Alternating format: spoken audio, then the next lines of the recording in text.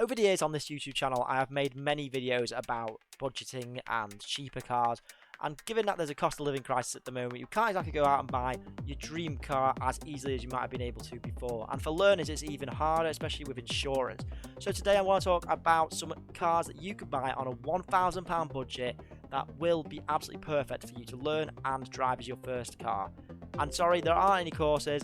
I'm not that boring. Let's jump into it. For the first car, I've gone for a classic. It's a Ford Fiesta. Now, this could be the standard or the ST. I found a few at this price of £1,000, but roughly under or over, with the ST being just slightly at £1,500 for the cheapest. But I included it anyway because the Ford Fiesta, for a first car, and especially this specification, which I believe is the Mark 6, possibly. I can't remember exactly what mark we're on. But this is the car that I think is really good for all learners and people who are starting to drive, because it's a great car, it handles really well, and it will last a long time. They do hundreds of thousands of miles and very reliable, great on insurance. And for really quite cheap, I don't think you can really ask for more. And you can modify it as well. Here's one I found for just under £1,000 with 90,000 miles, and an ST at £1,600. Cheapest ST, but I thought it was worth including anyway.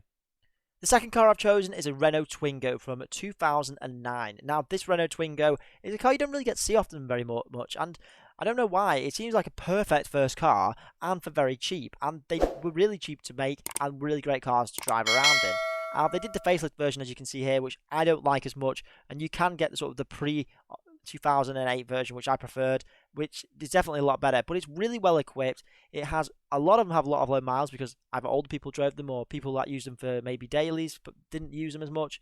But really, it would be a great daily because you could put a lot of miles on it, and I don't think that would be a problem. Most of them come in 1 to 1.2 litres, and unfortunately at that price point you wouldn't get the Twingo RS as you're seeing here. But as you can see, I found one for £1,100. Now, as first cars go, I have found possibly the best example for £1,000, and it's the Toyota Yaris. The Toyota Yaris has been around for a very long time, and I've actually decided to go for the very first original Yaris, which is from 1999. Now, yes, she's looking at the T-Sport here, which is a little bit more expensive, but you can sort of see an example of what it looks like at top spec. And for £1,000, you can get a lot of Yarises. The engine is absolutely perfect. It's a Toyota, very reliable, and what's great about this car is it won Car of the Year for Europe 2000, which tells you a lot about the car. It's just an excellent drive and handles well, and it will do great for having friends if you go for the 4-door version. And so the Yaris really is a no-brainer when it comes to first cars. You can ding it, have a few accidents in it, and have no issues. The number 4 spot brings us a Volkswagen Lupo. The Volkswagen Lupo is a car that is definitely underrated when it comes to first cars, and not a lot of people really typically go for them. I'm not sure if that's because there's not that many of them now, or they're just a bit rarer, but perhaps it's a car that a lot of people don't consider. But really, these cars are excellent. I've done a few videos on these, and they come in 1 to 1.6 litres, I believe, which is amazing for a small little car. Obviously, in the GTI, you probably won't want that. But for the first car, you'll go for the basic model. And as you can see, fairly tasteful interior and just really doable. You know, you've got the CD player, you've got standard aircon with these cars, and it's just a nice little car to have, and it's a Volkswagen, so it should be pretty good for reliability. Now, it's not a Golf or a Polo, but I don't really think you need that. Lupos look excellent modified, and the GTI version, in fact, is an amazing car. Now, obviously, when it's your first car, you're probably not going to have the GTI version, but I actually really like Lupos because they're kind of cute looking, and everyone kind of likes a Lupo. Here's one I found for £1,200.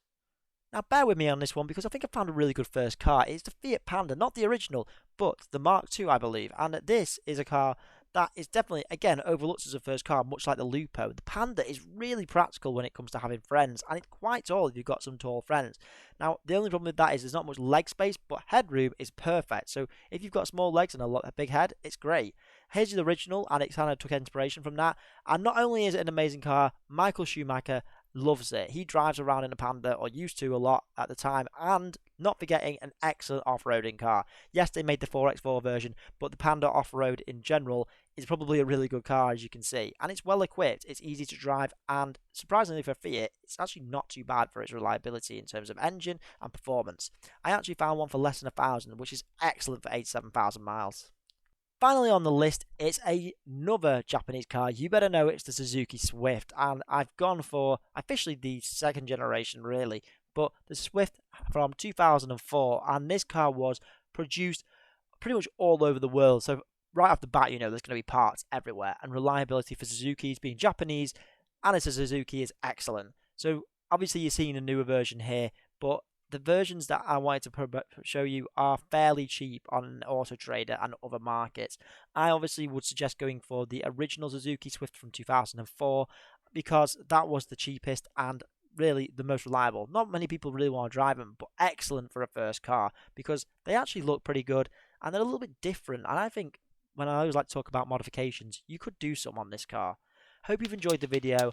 I'm Carter Ben. I'll see you in the next one. Don't forget to subscribe.